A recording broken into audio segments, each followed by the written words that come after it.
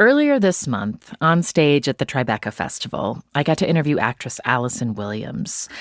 For people around my age, and particularly those of us who spent part of early adulthood striving in a city, she's kind of a peer.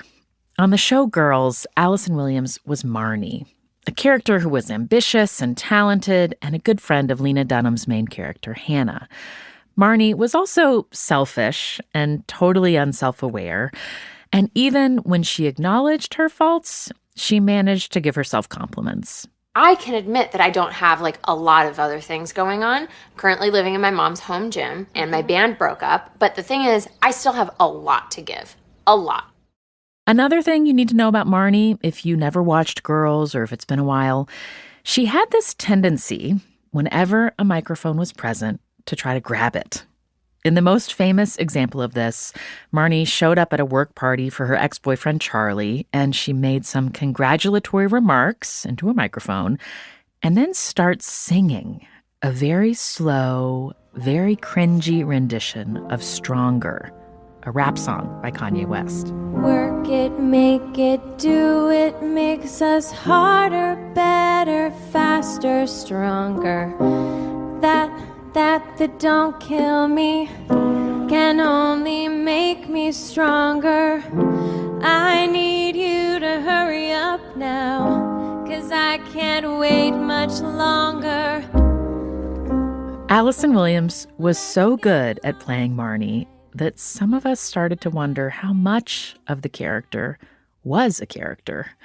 A big question at the time when Girls was running, and still, is how much is Allison Williams in on the joke?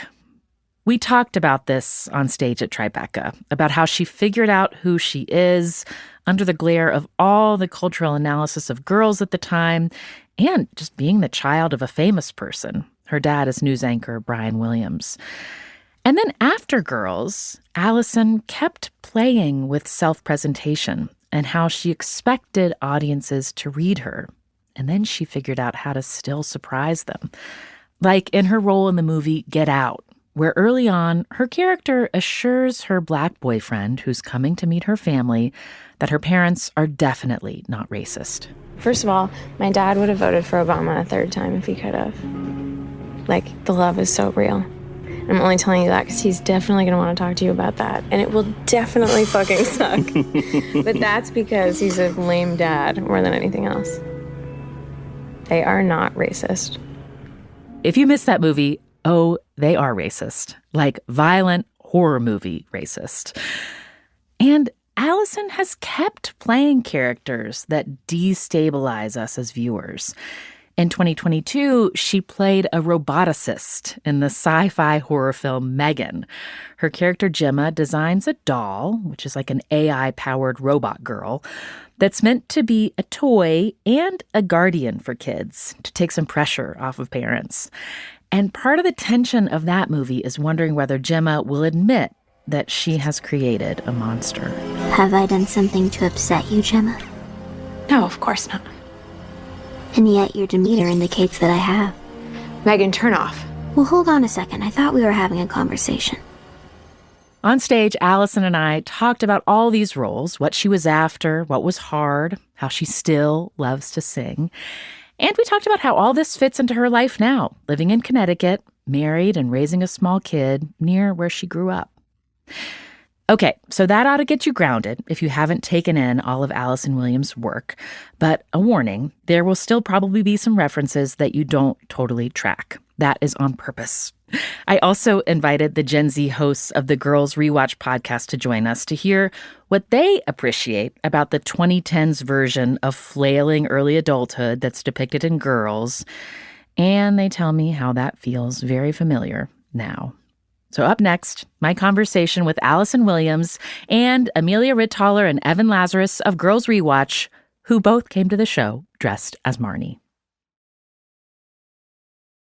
This is the way it feels to move through summer in Lululemon. Iconic Align softness without the front seam. For our smoothest look and feel ever. Summer won't know what hit it. Stretch your limits in the nonstop flexibility of the new Lululemon Align No Line Pant in select stores and at Lululemon.com. Please welcome to the stage the host of Death, Sex, and Money, Anna Sale.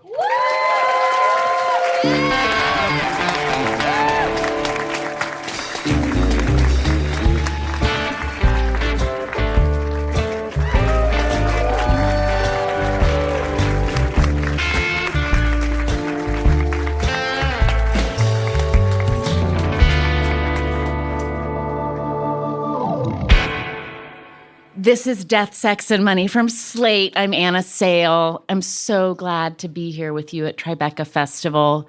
Tonight is going to be about the conversations we have across generations, what we learn from one another, what we misunderstand about one another. Kind of starting with the idea of like what we can glean from the artifacts left by those who've gone before us and what we just have to go through on our own with our peers and figure out. Also about how those of us who look behind us at those coming up behind us, we look at them with scorn. We don't think they appreciate our expertise. We don't like their attitude. And also how maybe that's because they are showing us what has broken down on our watch and what they are building back in its place, good and bad. And I've been thinking about all of this because I think Allison Williams shows us these things in our culture about 2 to 3 years before we're ready to hear what she has to say. Think about the way she showed us millennial striving and millennial shamelessness in Girls as Marnie. We love Marnie. Think about how she showed us about the sort of untrustworthiness of white people's righteousness in post-Obama America in Get Out. Think about how in Megan, she showed us a few years ago that maybe all the techno-optimism had some blind spots. And here we are. This is what she does in her work.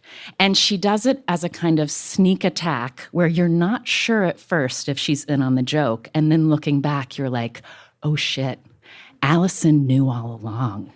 I am so glad to welcome her to Death, Sex, and Money. Please welcome Allison Williams.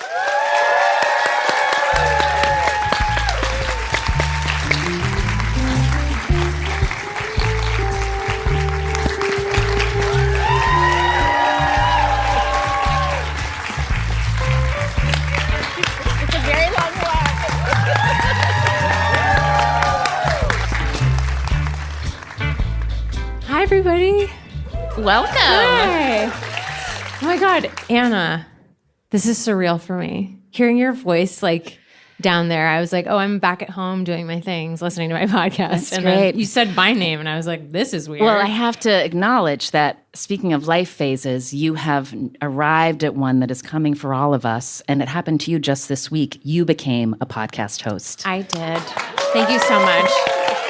Thank you so much. And I love that you honored the ubiquity of that job. And that it's somewhat stunning that it took me this long to be like, I'm going to talk and people will listen. They will, because your show is called Landlines. It just dropped this week from HeadGum, and it's Allison and two of her best friends from childhood, Hope and Jamie. Mm-hmm. And the origins of this were that you were living your lives, you're growing up, and then early parenthood hits, and the group chat with your gals resumes. Right? Yes. And listening to this show, I could picture Al and Jame and Hopi, as they call each other. So I could cute picture to them hear. being 11 years old and going, holy shit, what is happening to us? And you let us in to part of your vocabulary when you were adolescents together. It feels like you're listening a little bit to Are You There, God? It's Me, Margaret, for young moms. It's true. But when you talked about your adolescent rites of passages, I learned a new term that I love, which is when you are just hitting puberty and your body starts to change, you called them nipple rocks. We did. And for everyone here who grew breasts, It is what it is. I think the technical term is like a breast bud or something like floral, but they feel like you've like someone's Pebbles. driveway stuck in your body, and they're like hard. I remember we would like grab each other's and be like, "It's so weird that you just have this now." And I'm sure that was fine for all of our developing bodies. But it was a very big event. We had to coordinate. We had to make a decision on conference calls over the summer. We were like, we're all going to wear bras in solidarity for, I won't name her because we don't know when this kind of embarrassment expires, but one of our friends was first. And we, in solidarity, decided to all wear bras together. No one cared and was paying attention, but... in our world, this was big news, and we were like, we must be aligned. We must have the same talking points and the same H&M shelf bras or Gap shelf bras that are built into tank tops, and these are our marching orders. This conversation resumed. You didn't all go through becoming parents at the same time. Jamie and Hope became parents before you, and you describe going to this text chain and it being a place where you could send a photo of your boob and say, is this mastitis? Yeah. Which is a condition you can get when you're breastfeeding. And Everybody needs a place blocked and infected. And for anyone who needs this, if a third of your boob is red, you have mastitis. And yeah, I did. I'd sent a picture of I like hastily and postpartumly like colored in my nipple as if that was somehow like the modest way to send a tit pic. And I was like, here's like a I don't know, a Keith Haring drawing on my nipple. It's like the least sexy photo of a boob ever. And they were like, yeah, you have mastitis. And then began the conversation that I really wanted, which is like, well, what next? What do I do?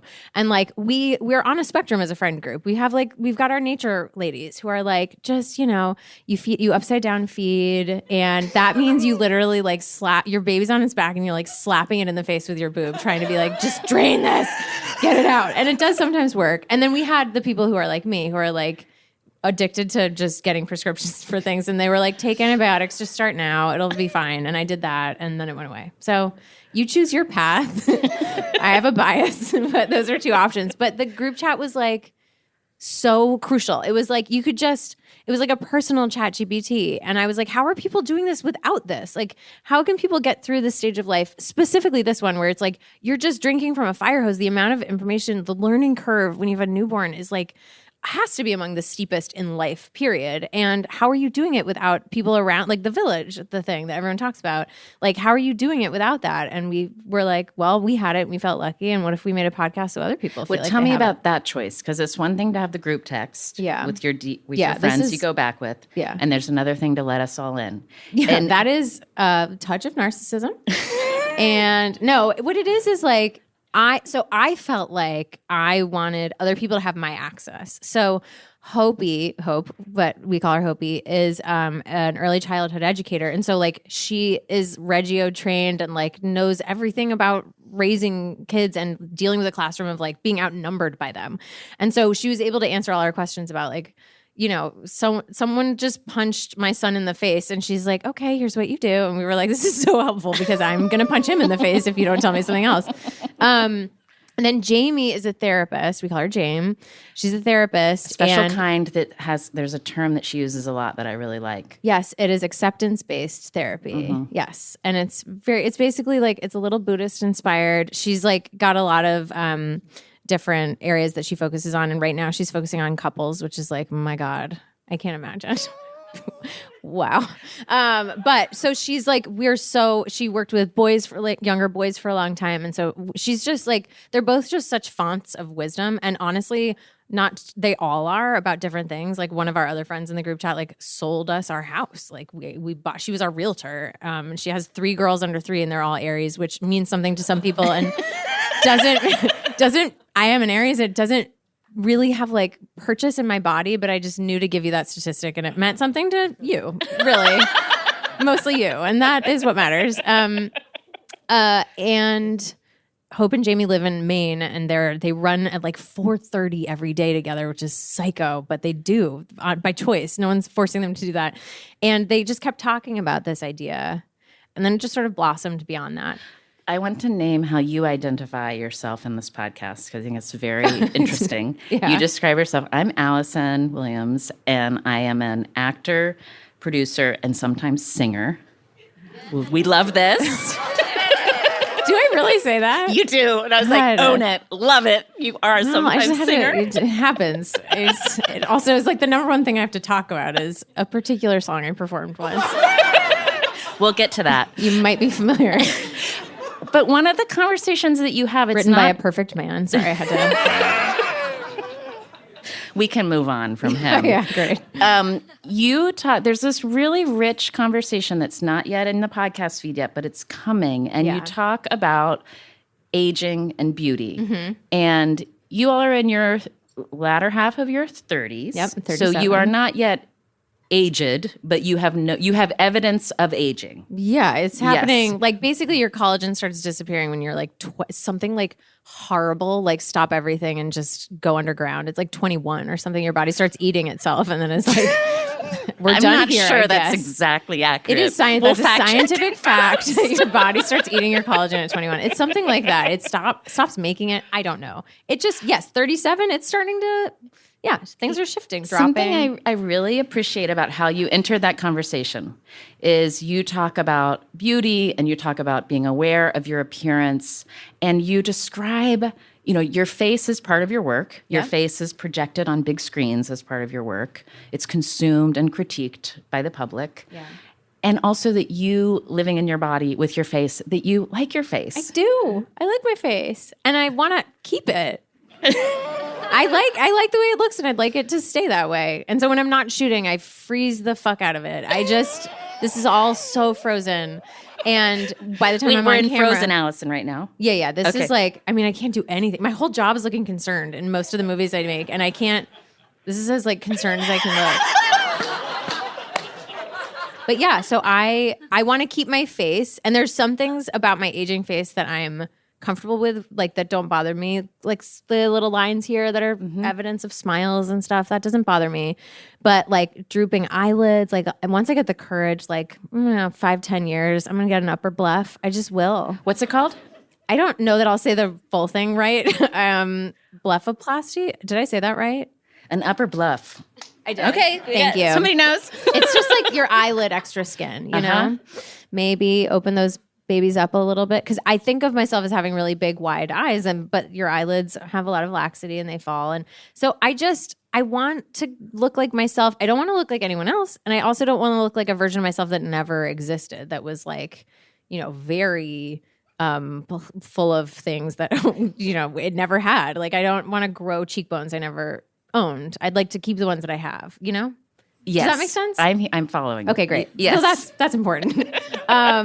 And Jamie and Hope have a more complicated feeling about all of that. And they have this thing about aging naturally. And we talk a lot about that word and what that means and kind of interrogate where that comes from. And it was an interesting conversation. I know. I really appreciated it. And I really appreciate it. I love the idea that your face gets to rest when it's not working. Yes. I like that framing of Botox.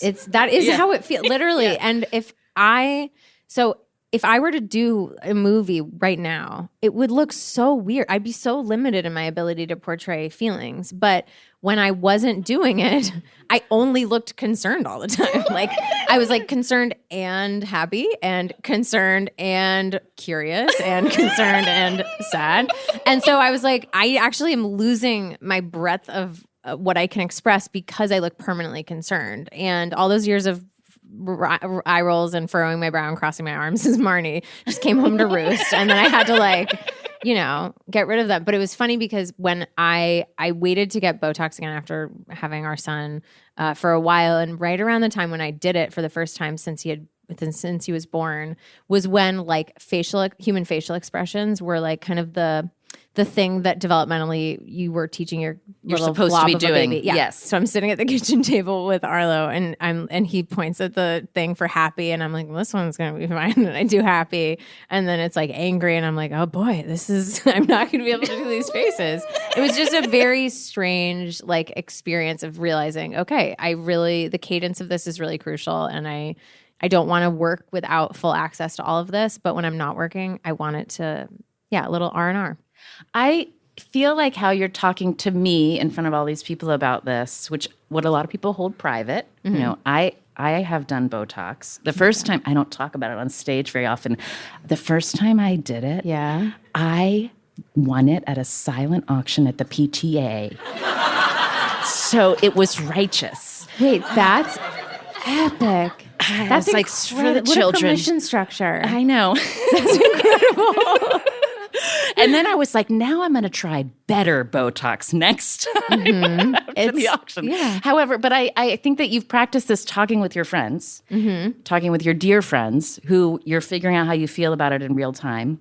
You are also a celebrity. You are a public figure. You came of age as a public figure. Yeah. You came of age in a family of public figures. Your dad is famous. Your brother is a newscaster. Your husband is famous. And so I just wonder, like, at this moment in your life with a 3-year-old, thinking about who you are as a professional person, your work as a public person, like, why are you letting us in? It's such a good question. I ask myself this a lot. I think part of it is just I spent my 20s kind of like coiled and nervous. And I had a ton of boundaries about what I would talk about. And I tried to keep everything to just like my professional self. And I think part of that, and this is the thing I think I share the most with Marnie, is a discomfort with the process of becoming who I was.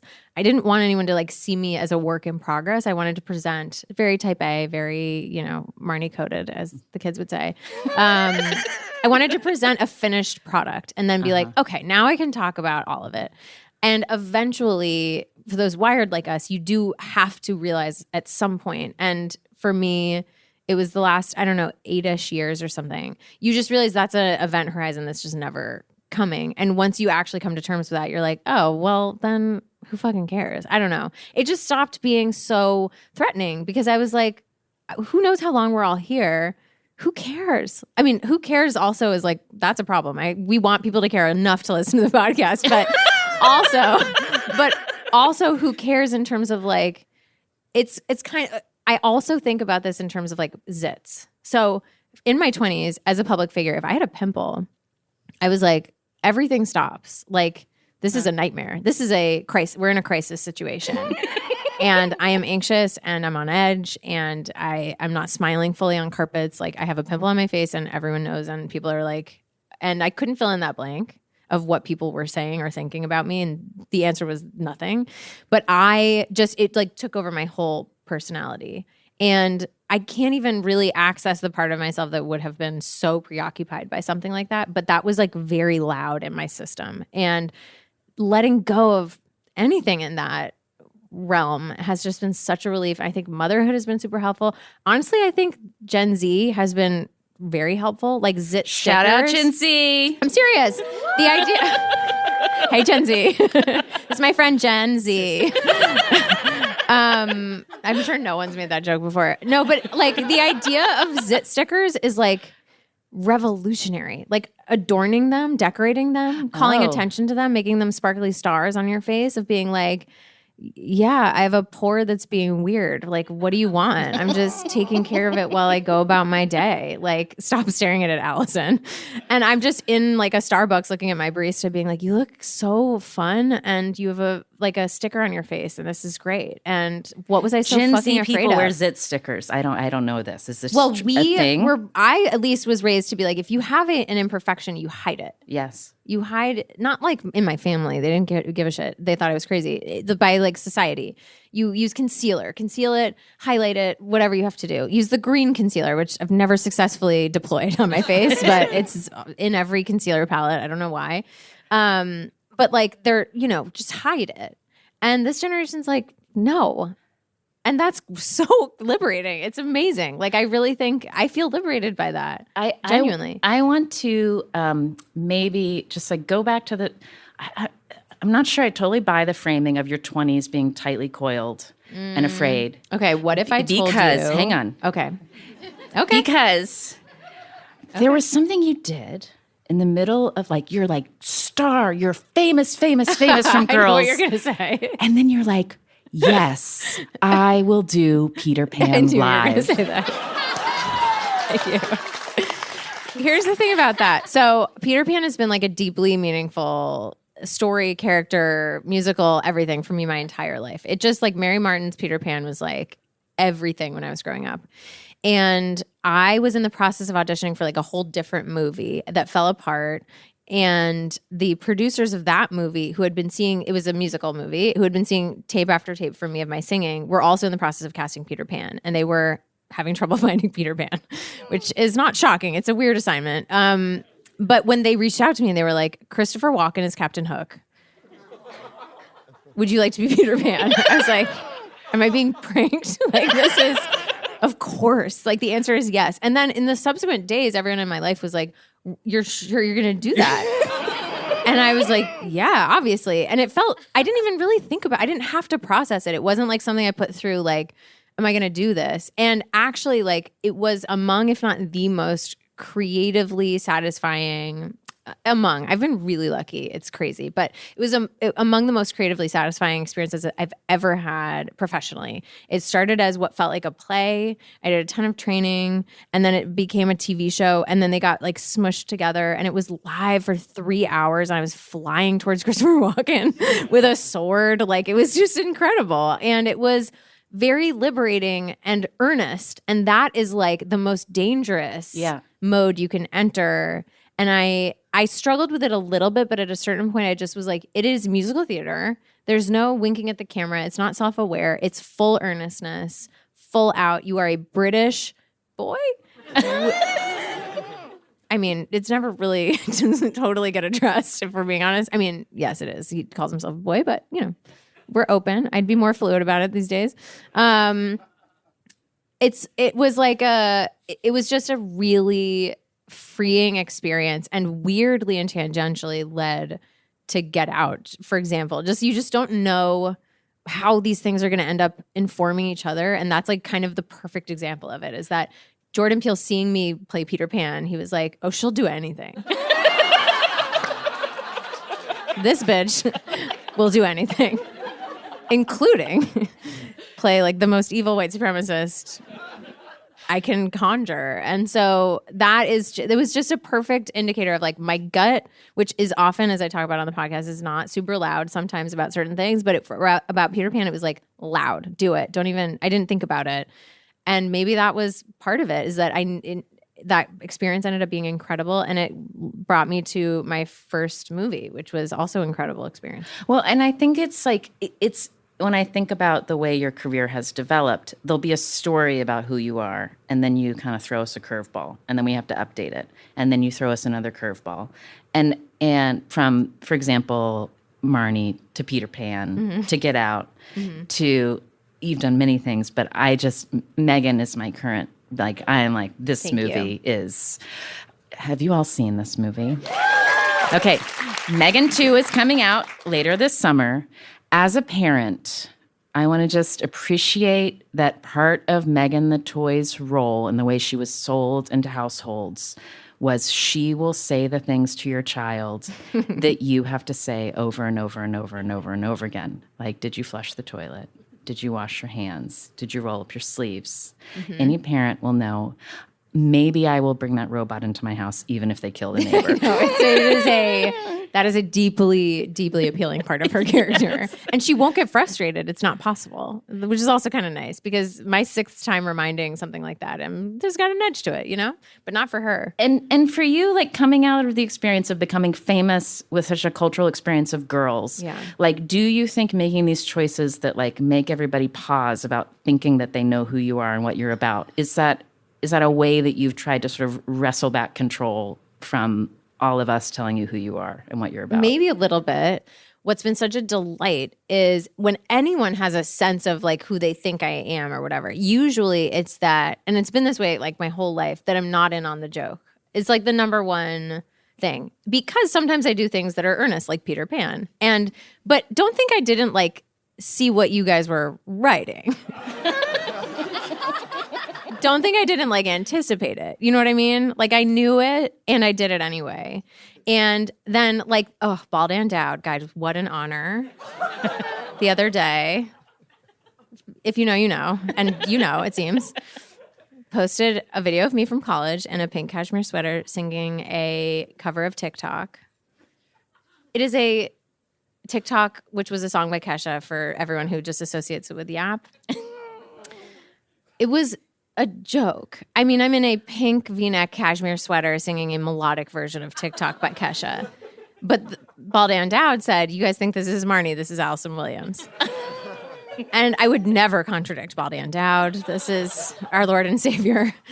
I would never. But it is Allison Williams, but it's also, how weird to talk about yourself in the third person. But it also is me doing myself. Great quote, Allison. It is kind of like a send up of my own vibe, I guess is what I'm saying. And making fun of my vibe is like one of my favorite things to do because I am not inherently like fun to root for. I'm not an underdog in any sense of the word. I'm like buried under levels of privilege that are like so obnoxious, and my story is annoying. Like everything's been great. It's like sad. I've lost people I love. Like normal life stuff has happened, but like I was set up. If I fucked this up, it would have been much more shocking than if I had gotten a few easy breaks at the beginning. Keeping it going and like making it interesting and, you know, whatever. I will take credit for my work, but to deny that like it wasn't, I didn't start on like a 3rd and a half base is just ludicrous. That's like, doesn't make any sense to me. And so knowing that deflating that is just helpful for everyone, most of all me, to just be like, I know this. Like I've been around, like, I went to high school with other girls. Like, I understand this part of me. And then you add, like, theater kid into it. And you're like, look, this is just going to be hard for us. Like, we're going to get through it, but it's not going to be fun. I might get on your nerves a little bit. And if I sing, like, earnest musical theater, you're going to unfollow me as a person in the world, not even just as, like, an Instagram person. You're going to want to not see me anymore. Okay. So just being aware and like policing that. Like I know that I have to wait like decades between musical ventures. I know that. You can't do a public musical ventures. Yeah, of course. I sing all the time. I sing to my son every day. And he loves it and he loves me. And he's in his crib, he has no choice. A captive audience. No, I just know that if I did 2 musical movies within like a 5-year span, people would be like, you need to go away for a little while. And I'd be like, yeah, you're right. But once a decade feels like a cadence that people can be like, I can be around that part of your energy. Like that, we can do this. That's fine. Like, and the gap is going to narrow as you get older and become more grand dame. But I don't want to do that fantastic. To people. No, well, you picture me like gray, long. I'm picturing me, I guess. I'm like, you're in my brain. That would be great. I just feel like I love letting the next thing I'm doing be in conversation with the last thing I did. That's kind of my favorite thing to do because after Get Out, no one immediately upon seeing my face, no one trusted me anymore. And sometimes in real life, people don't trust me anymore. I like really burned bridges with people reputationally. The thing that was not in real life, just to clarify. It was a great experience. I loved everyone. You were the untrustworthy white woman. Like, yes, exactly. And then I did a movie called The Perfection that was insane and so fun. And the whole movie is built on this idea of like, you don't know whether or not I'm a reliable narrator. And that was made so easy by the fact that when the moment my face showed up on screen, you're just like, I don't trust her. I don't trust her. And still like with the Megan movies, like that level of like, I don't know. Like, should she be the one like in charge of this little girl? Like, why? And can she do this? And is she going to do the right thing? Like, those are all the right questions to be asking. And I think the fact that I have that reputation in people's DNA is like somewhat helpful for something like that. So I want to go back. I have a programming note first, which is if you were born before 1985 and you didn't understand that TikTok story that was just embedded in her answer, it's okay. We're going to sit with it. That's part of what's happening. We're talking across generations this evening. And I want to remind you that your menopause coach or your midlife therapist is urging you to try new things. Yeah. It's reclaiming beginner's mind to try to understand things that you don't immediately get. So it might feel uncomfortable. It might feel like this conversation is not for you, but you are invited in.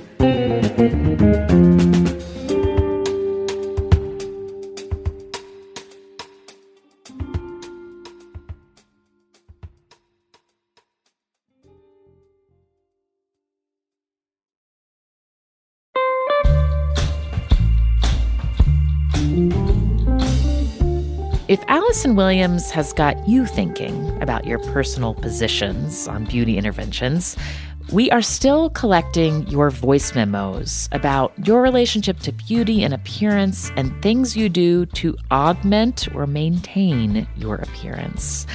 I really appreciated how open Allison Williams was about her Botox, because even though it's plain to see how many famous faces have been enhanced, we still don't talk openly about that, which makes it feel like each of us are on our own when we're deciding what to do or not to do, even as we are collectively taking in images that project a pretty rigid idea of beauty.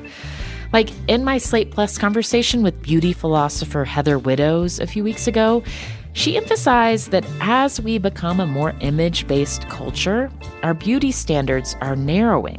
So much so that what was once considered an optional beauty practice is becoming not so optional. For instance, body hair removal.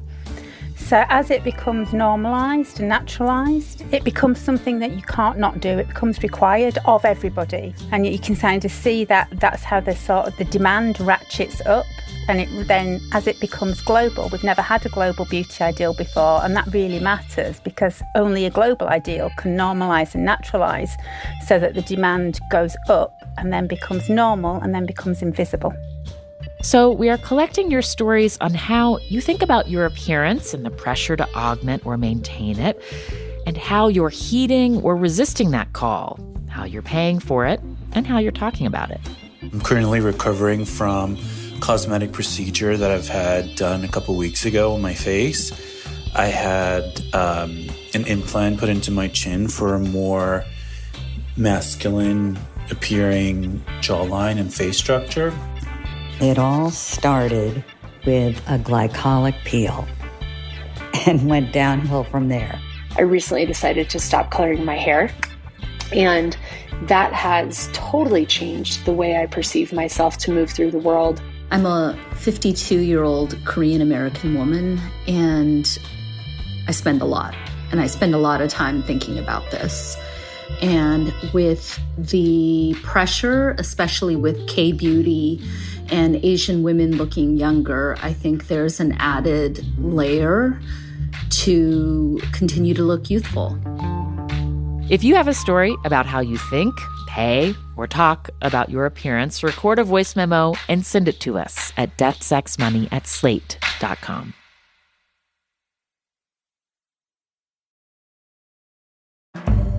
This podcast is brought to you by Progressive Insurance. Do you ever think about switching insurance companies to see if you could save some cash? Progressive makes it easy. Just drop in some details about yourself and see if you're eligible to save money when you bundle your home and auto policies. The process only takes minutes, and it could mean hundreds more in your pocket. Visit Progressive.com after this episode to see if you could save. Progressive Casualty Insurance Company and affiliates. Potential savings will vary. Not available in all states. This episode is brought to you by Discover. If you've listened to Death, Sex, and Money for a while, you know how important acceptance is when it comes to personal growth. And you know who else is big on acceptance? Discover. You see, Discover is accepted at 99% of places that take credit cards nationwide. That's a whole lot of places and a whole lot of acceptance, which is great for Discover, but even better for you. Based on the February 2024 Nielsen report, learn more at discover.com/creditcard. This episode is brought to you by understood.org. Listening to personal and honest stories from others can help lead us to our own aha moments. And that's why you might want to check out the podcast ADHD Aha, hosted by Laura Key. On ADHD Aha, you can hear candid stories from people who share the moment it clicked that they or someone they know has ADHD. When you go to the podcast feed, you can see all kinds of different life stories in the episode titles. ADHD and grief, ADHD and parenting, ADHD and comedy writing, and more and more and more. There are more than 100 episodes. I listened to Margot Joffe's story about sensory overload and self-advocacy. Her story starts with a trip to IKEA with her mom. And when they had a cart that was almost all the way full and they were almost done shopping, she just shut down. Too much sensory overload, decision fatigue, could not deal. And she got really emotional, and Margot could not understand what was happening. And it led to a conversation with her mom about ADHD symptoms. Her mom read an article, suggested that she get a professional evaluation in her late 20s, and it led her to understand herself in a new way and reset her relationship with her parents. To listen to personal stories like this, just go to your podcast app and search ADHD AHA. That's ADHD AHA, with AHA spelled AHA. I want to dig in a little bit more to what's happened to your work on Girls recently with the discovery of even younger people discovering Marnie and really being a champion of Marnie. It's the Marnissance, I think, of really embracing this person who I feel like when I was watching the show in real time, there was like this conversation about likability. Yeah. And there was a lot of rejection of Marnie in Yes. particular. The conversation was about likability, and the conclusion was that she was not likable. Yes. But also that none of us were. Like, truly, no one liked any of us. I cannot emphasize that enough. Like, we were skewered, like, mostly by the media, if you think about it. And it wasn't your characters. It was you all. No, they referred Yes. to us by our names, or in Gawker's case, cool move Gawker, they called us by our dad's names instead of our characters. Yeah, it was rough out there. People just, there was a lot of schadenfreude, and then people just didn't know that we understood the assignment. Again, it's like, they just, it's such like bad will to ascribe to us to think that, oh, they're 22-year-old women. Like, they must have no concept of what they're making. And Lena just was able to write what she was living while she was living it, which is a unique skill that she had. And she cast people who were like in on the joke with her.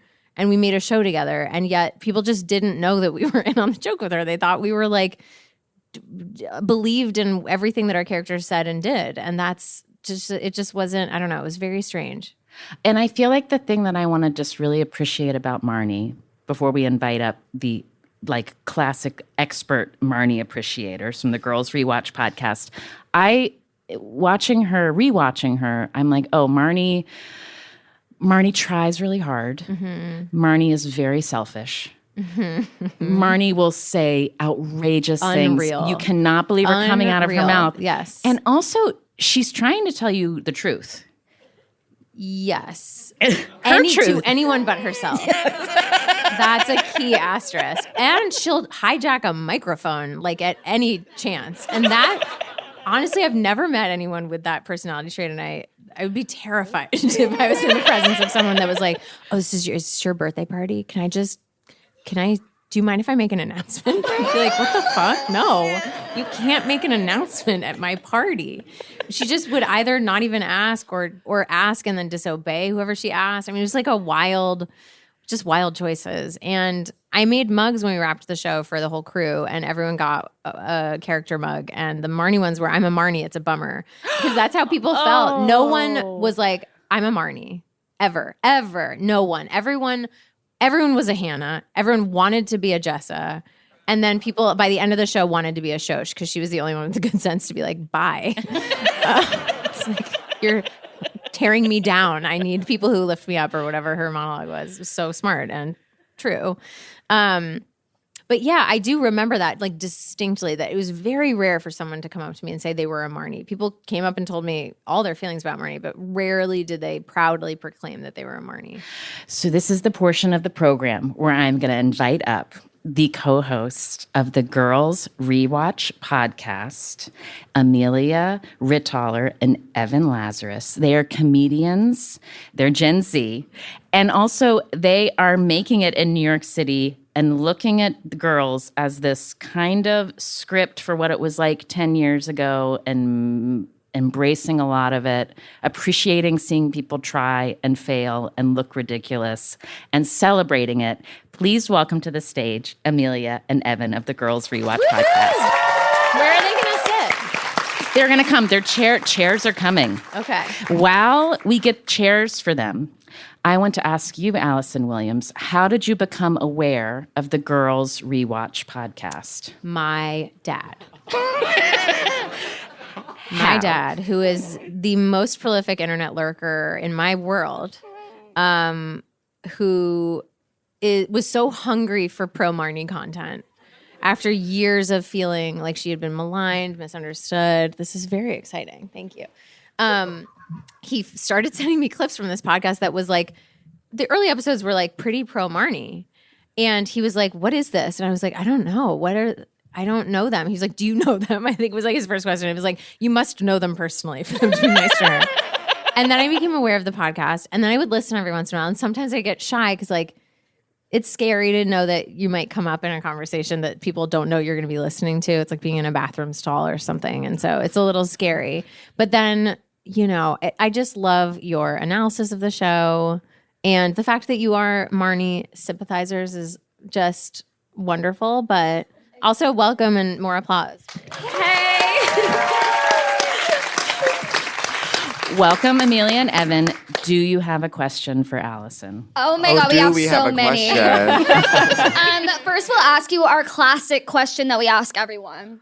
Girl, what girl are you? I love this question.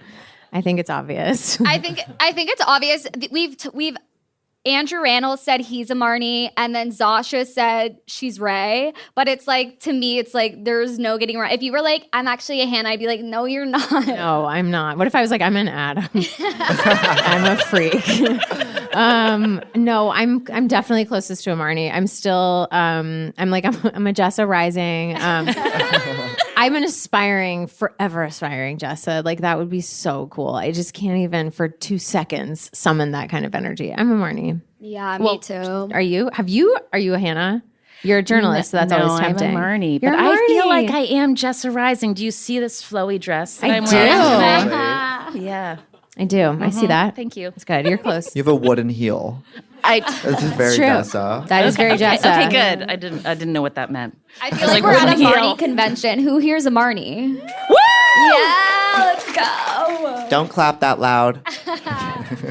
Well, we do want to know because we kind of like were watching Girls, and the first time I watched it, I was like, Marnie rocks.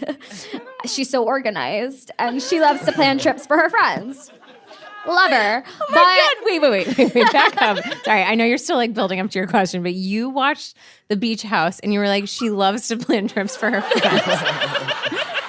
That is correct. That's an iconic opinion. I have no notes. Cards. You were so excited. And can I brag about something? That was my actual handwriting. Oh my God. I know. I insisted on it.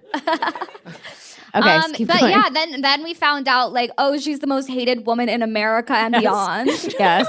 But you're kind of in your comeback era. How does it feel to be in your comeback era? Like, this is what happened to Beethoven, right? Like people hated him when he was alive, and then 400 years later, they were like, wait, that's awesome what he did. How does it feel to be modern? Wait, is there a fact check here? Or was it Picasso? It was a lot of them. I think Beethoven was like, I think he was like loved in his time. Oh, okay. Well, imagine he wasn't, and this is the perfect analogy. Wait, am I gonna die? What's happening? No. I feel it feels great. It feels so fun to be able to, first of all, talk about this project that I loved. Like, I think a lot about actors who were part of things that have like bad memories of these projects, or who really like hated one of their co-stars or something. This was like a true joy, and it's a joy to talk about, and it's so nice to talk to people who understood what we were doing. It's like, that is all we were hoping for the whole time it was on the air. It was like, we just wanted to talk to people who get it, and so many people didn't. I would be so annoyed if I was on a TV show and being profoundly misunderstood everywhere I went. Yeah, it was annoying. And I still got to be on that TV show. And so the thing is, like, you know, when you make something, you're sort of offering it to people, and you have to let go of being able, and this was hard for me, you have to let go of being able to control the way people feel about it. You can kind of like guide them with talking points, and studios help with stuff like that. But ultimately, everyone thinks for themselves. Everyone comes to their own conclusions. And that's exactly why she has a different reputation now than she did before, because like people are coming to their own conclusions about her and they're not letting old journalism that they're not seeing like dictate how they should feel about this character, which is so nice. I can't see you around Amelia's blowout, but I have By a the way, question. what a blowout. It's Thank you gorgeous. so much. Yeah, it looks great.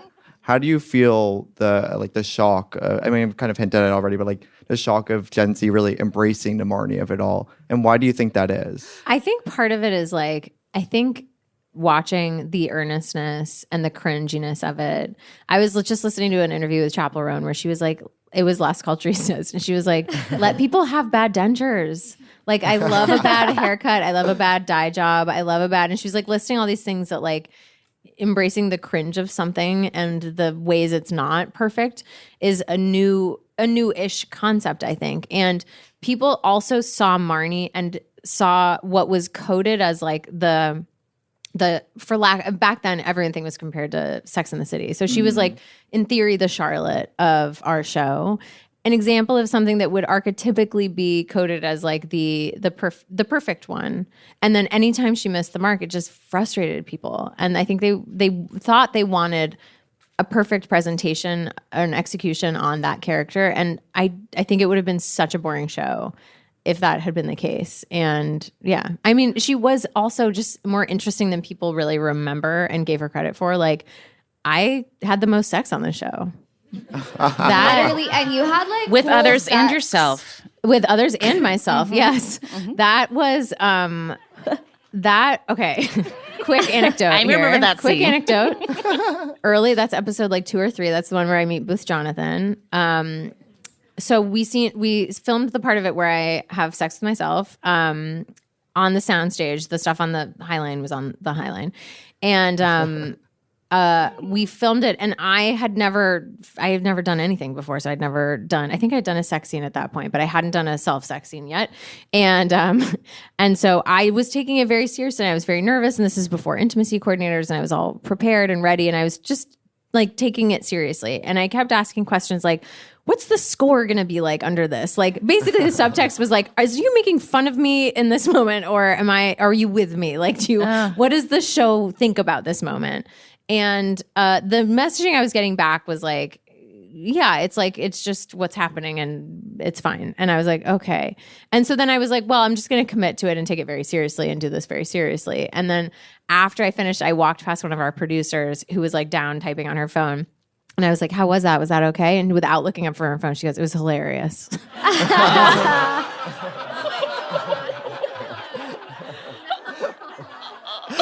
I was like, oh my gosh.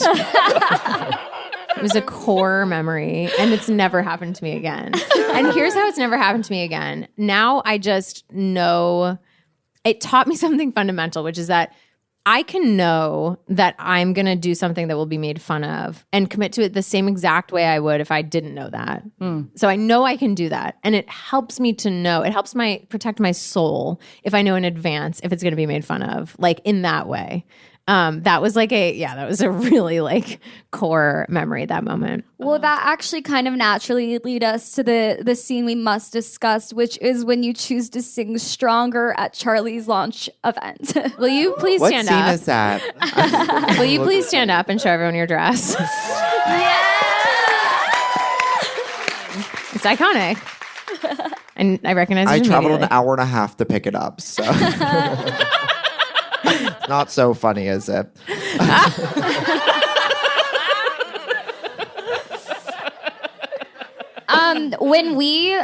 Whenever we post kind of a Stronger clip, we get about 1,000 comments that are like, this hurts for me to watch. The amount of secondhand embarrassment I experience is actually painful. How does it feel to really impact the people at home? It's so gratifying. I mean, that's a perfect example of something that like I don't want to fully take credit. I need to double check with Lena, but I believe White Kate Moss was my contribution to that. And I have to check. I'm like I think it was mine, but I just don't want to, whatever. Yes. I mean, so it was something I was very proud of, working on the right backtrack, the right empathetic sounding backtrack that was like so just small and like just sounded like a machine. And the dress, the hand gestures, just this is when you make the announcement at the birthday party. No, this is at Oh, Charlie's. excuse me. Yeah, This sorry. is the wrong- This is a different time. Okay. Marnie steals a microphone in a way that's insane. She ruins a perfectly good party with like a DJ that's playing and just performs a song, and it's her ex-boyfriend's monthly average user party. Oh, yes. And she's like, yeah, that's what I'm going to do. And then they have sex, which by you the guys way, have talked like, about was when like, yeah, it's like she just did the most embarrassing thing in America, and then she Just got America. laid by her ex-boyfriend. That's awesome. Yeah, it was fully successful. Like Marnie stays winning. How do you expect her to learn when you reward her for these behaviors?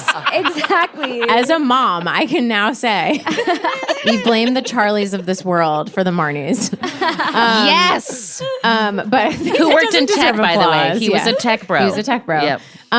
But so that was like so gratifying to be able to be part of making it as maximally uncomfortable as possible, dialing it in, just the perfect kind of vocal performance that is like thin, but good enough that you're like, I guess like she is a singer, but not good enough that you're like, this slaps like at all. And so it was such a delight. And the thing that made it cringy for real and made all those audience reactions like very authentic was the fact that to get good sound of my voice, I wore what's called an earwig. It's like a tiny hidden microphone in your ear.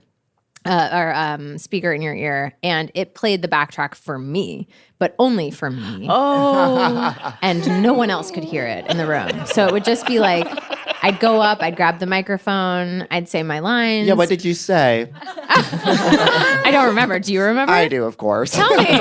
She said the song is really meaningful for her, and she hopes it's meaningful for everyone else as well. Wow. And it wasn't. Okay, Amelia and Evan, I want us all to be able to picture your sort of like try for just trying it in New York City. You were roommates at the time when you started the Girls Rewatch podcast. So I want everyone to picture this. You're in an apartment. Which neighborhood are you living in? Hasidic Williamsburg. Okay. Hasidic Williamsburg. Will you describe the apartment? Yeah, it was there was kind of a kitchen island I found kind of right outside the apartment inside our apartment, an L-shaped IKEA couch, and then bedrooms on other sides. And so you all are like, let's live together, let's make together, and let's tackle girls, and we're gonna do this. Like, can you just like, I just want to know about the series of conversations where you were like, we're gonna do this. Yeah, it's a great question. Amelia and I think the natural thing, and as everyone on the stage kind of knows, it's like when you hang out with someone for 4 months, you say, it's time to start a podcast. See, I waited like 37 You years. waited a long time. I'm an edgelord, basically. It's not going to work out then. You need 4 months. Yeah, so I just learned her middle name. And we were like, what are we going to do a podcast on? And then the coolest girl I've ever met said she's rewatching Girls. And I said, I'm rewatching Girls. Everybody was rewatching Girls. And we were like, what if we rewatched Girls because now we're the girls? And then what if we recorded it? And we were like, people will hate the way we talk, but people also hated the way they talked. Yes, so they did. if the people that like the way they talk listen to us talk, maybe they'd like us too. People are going to like our podcast in 10 years, I think. It'll age like fine wine. Yeah, I can't wait to be in my next chapter.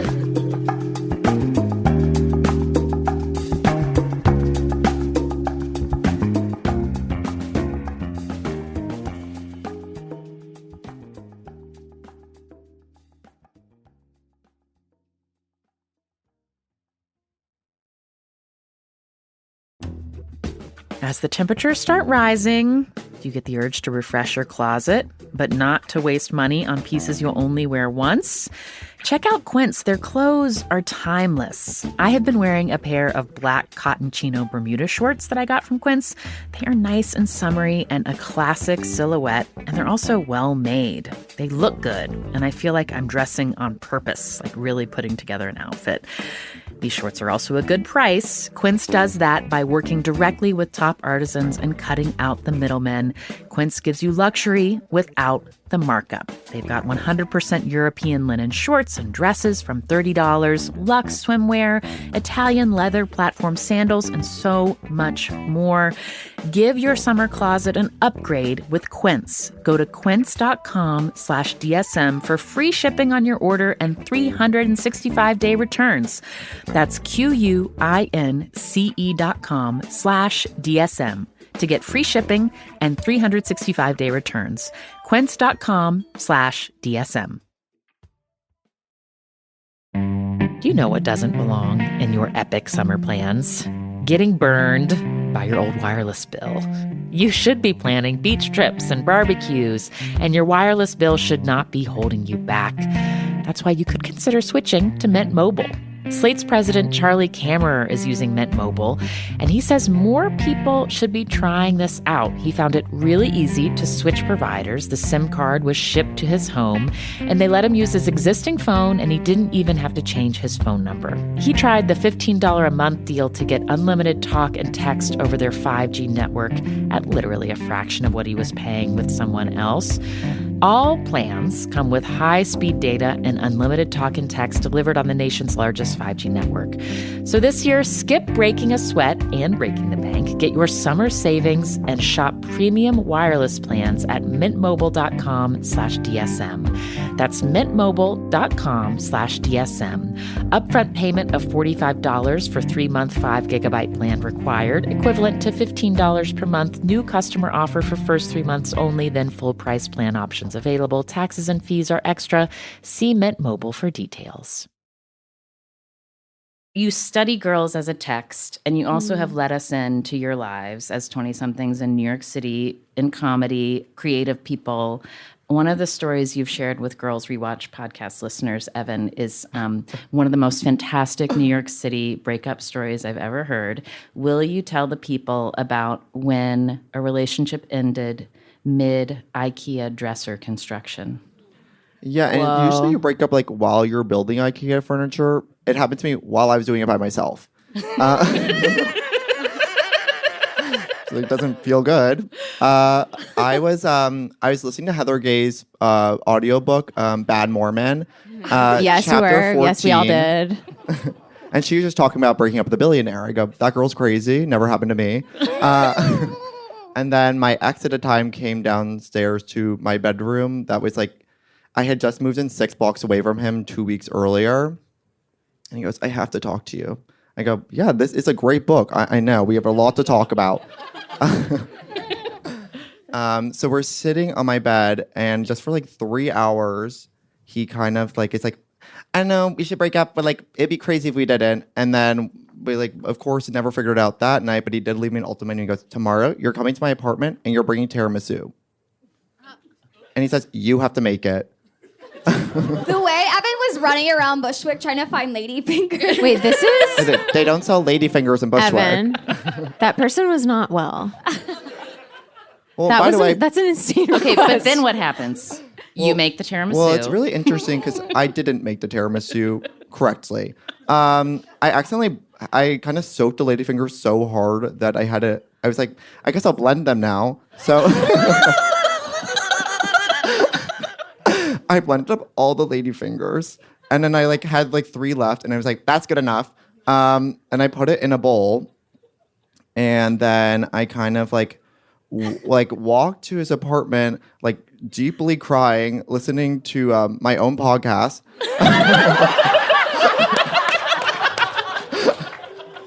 And I walked 6 blocks to his apartment with my tiramisu, but I looked down my leg covered in tiramisu. Because, of course, I made it liquid. And then we talked for 6 hours. He's like, so he came kind of like throwing insults at me, and I had amazing comebacks that I can't remember. And the thing is, he made dinner, but it was like, he was like, I'm making sausage and peppers, but he like stir-fried it.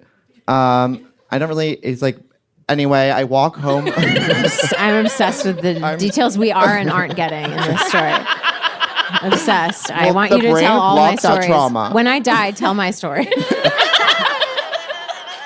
Skip everything that's important for like the building, the trellises of the stories, and just include details like He made sausage and peppers, but he stir-fried it. That's what I want. That's what I want. It's crazy hearing it back. It really is. Right? It is.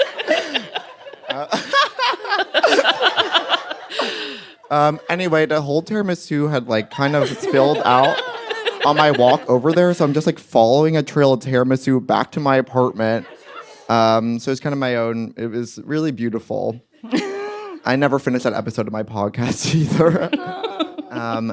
But don't worry, I've never talked to him again. So, But don't worry, they're in the same gay guy group chat.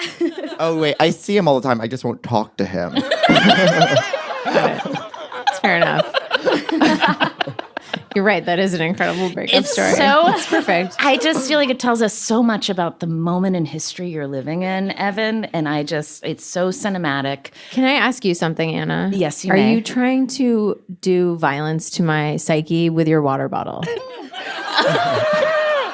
It's on the edge. Is it making you nervous? It has. I have to admit, I've been in and out of my body for the last 20 minutes. Let me put it back on the table. How's that? And the cap is, we hate the cap. We just don't. Thank you.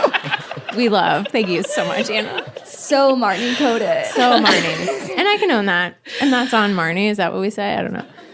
Amelia, something I've learned. Thank you. I need help with that, Can you describe for us, because most of us in this room have kind of consumed Girls, and we know what the cultural sort of touch points were about what it was to try to build a life in your 20s 10 years ago. Like, how's it out there for you all right now? Totally. Thank you for asking. I wish you hadn't. Being 20-something's amazing. I feel bad all the time and mainly random. Does anybody connect with that? Yeah, okay, 3 people. Everybody else figured it out. No, that's why we love Marnie so much. It's like every day I have to do something cringe, and like it feels like you literally just have to put yourself out there and be embarrassing constantly, and nobody's helping you, and everybody's just seeing it happen because it's on the internet, and you're like, okay. So that's what it's like, yeah. Yeah, ultimately it's so interesting because the gap between where Girls left off and where we are now, it's not that different of a story, right? I mean, to be a 20-something today, I think that's why Gen Z maybe even resonates with the show more than millennials, because so many of those stories feel so real to us. Like, we watch a show and we're immediately connecting with so many of the plot lines in there, especially as Gen Z feels way more disenfranchised from the workplace than millennials did. Don't like find love in these like conventional ways, and like don't follow these traditional storylines. Like we were talking about Sex and the City, I mean a little less traditional as well, but like we don't follow these typical storylines. And I think that's why we really connect with this show in such a heavy way. There's so many good examples of it in the program. Yeah. It's chaotic. It's chaotic out there. Speaking of chaos, in tribute to the Girls Rewatch podcast, it is now time for the rapid fire part of the interview. You mean, girl, get your Glock, it's rapid fire time? Yes! Okay, are you ready? Oh my gosh, okay. Are you a voice of your generation or the voice, Allison? Definitely a voice of a generation. Amelia, fuck, marry, kill. Marnie, Rose from Get Out, Peter Pan. Oh my God, I'm so excited. Oh my God. Well, I'd kill Rose. I never saw that one. I'm scared. You're right. You made the right choice. I'm scared of horror movies, but I did see Megan, and it did scare me real bad. I would marry Marnie. That's my sister in Christ. And I would fuck Peter Pan. Hell yeah. That's what I wanted you to say. Yeah, okay, cool. Evan, should people have kids?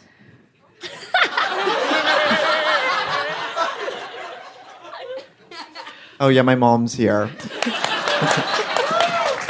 No. Allison is trying hard. Cool. Yes. What's the best decade of life, Amelia? It's gonna be my 40s. I can tell because Catherine Hahn is doing amazing right now. So yes. Good. Yeah. Oh, Catherine, we should all do a Catherine Hahn appreciation podcast together. I'm We in. have a I'm lot in. of ways Absolutely. in. You all have some really good rapid fire questions. Do you have any more for Allison? Well, are you a schoolgirl or are you getting schooled girl? I'm a schoolgirl. And what's your favorite utensil? A fork. And would you rather live in an ugly building facing a gorgeous building, or would you rather live in a gorgeous building with a view of an ugly building? A gorgeous building with a view of an ugly building. We want to know where you think Marnie would be, but we have to say that our guest was in Connecticut as a mother with a podcast. That's literally my life. I don't want to answer this because I have talked to Lena about it, and the tiniest, slimmest possibility that we get to do more of this. I do not want to spoil. I know what she thinks, and I don't want to reveal it. Okay, the NDA has been signed. No NDA has been signed. Nothing is real yet. I'm kind of putting it out there to help stoke the fire of making it real because it would be so fun. This is Tribeca, girl. Yeah, bring it back. I know. Yeah, you heard Zasha was like, she was like, yeah, I've been talking to Lena about a show spinoff, and I was like, it should be like a show spinoff, and then like our other show because she left us like very definitively. Yeah, so like two parallel shows in the same universe, kind of. You know? And there's a rewatch podcast somewhere in there, right? Yeah, of course. Obviously, someone's got to cover it and talk about it. Wait, can I have some rapid fire questions for you? Yes. Okay. Favorite romance on the show? Oh. Jessa and Adam. Oh. It's interesting to watch. It becomes very violent people who were born before 1985. Yeah. It's a hard scene to watch. I hate to be the other person in the room, but like Hannah and Adam. Okay. Oh, okay. Standing ovation for Evan. Okay, You guys can do that if you want. Let's do a standing ovation. You're invited to do a standing ovation if you'd like. I just want to, it's fun to watch people who appreciate things together.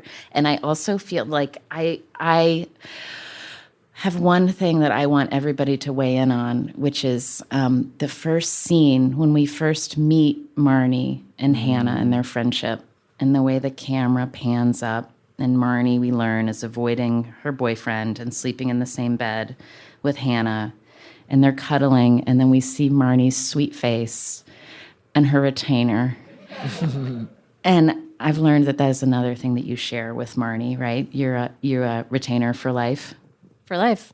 I didn't wear those braces for no reason. I'm committed. I'm going to keep them straight. Thank you.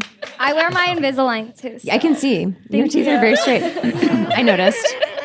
I think it's so like the show starts with you two and it ends with you two in such a like, oh my God, the power of female friendship. But yeah. Yeah, the kind of female friendship where one friend says to the other, I win. I'm your best friend.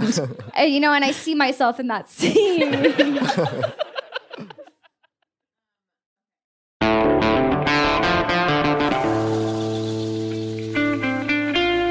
That is Allison Williams, along with Girls Rewatch podcast co-host Amelia Ritthaler and Evan Lazarus, live on stage at the Tribeca Festival.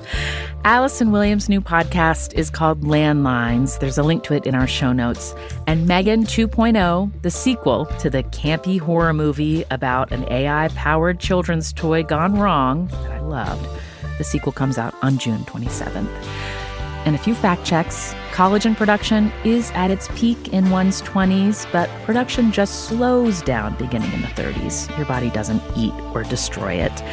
And Catherine Hahn, whom all of us on stage love, is not in her 40s. She turns 52 this summer, so maybe the 50s is the best decade.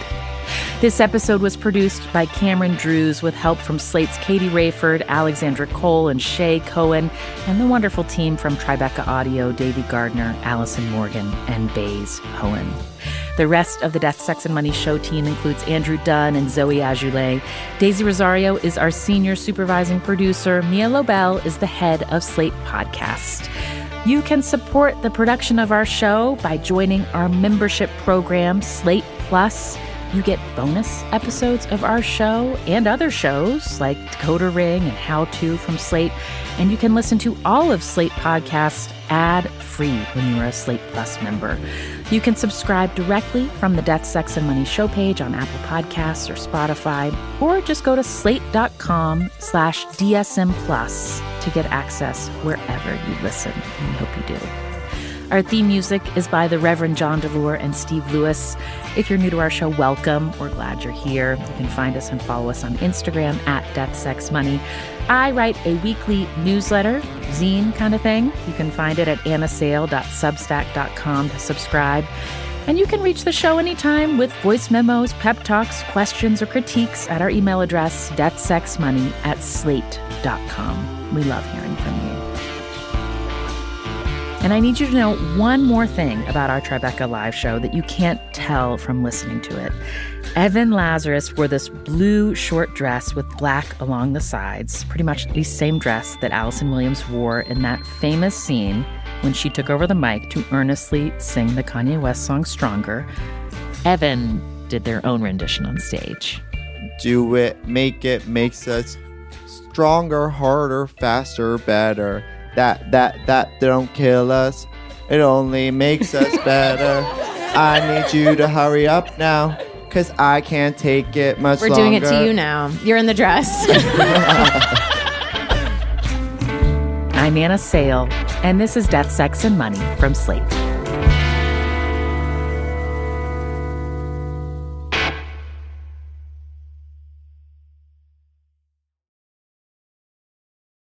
This episode is brought to you by Discover. If you've listened to Death, Sex, and Money for a while, you know how important acceptance is when it comes to personal growth. And you know who else is big on acceptance? Discover. You see, Discover is accepted at 99% of places that take credit cards nationwide. That's a whole lot of places and a whole lot of acceptance, which is great for Discover, but even better for you. Based on the February 2024 Nielsen report, learn more at discover.com/creditcard.